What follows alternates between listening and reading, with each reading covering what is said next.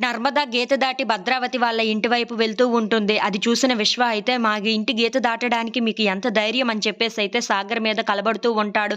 ఇంతలో ఇంట్లో ఉన్న వాళ్ళందరూ అలా కొట్టుకుంటూ ఉంటారు. అది చూసిన రామరాజు అయితే ఏంట్రా ఏం జరిగింది? మీరు అటువైపు వెళ్ళండి అని చెప్పేసి తన కొడుకుల్ని వెనక్కి లాగేస్తూ ఉంటాడు.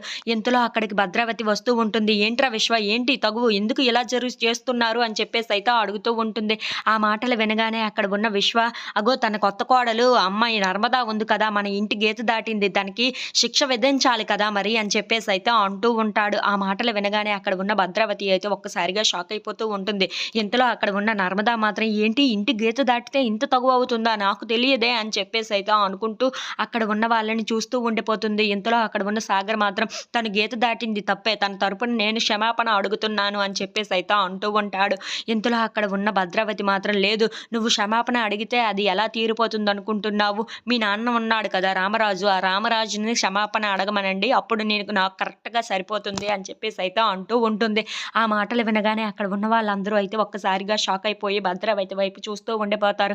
ఇంతలో అక్కడ ఉన్న రామరాజు మాత్రం ఏమీ మాట్లాడకుండా మౌనంగా చూస్తూ ఉండిపోతాడు.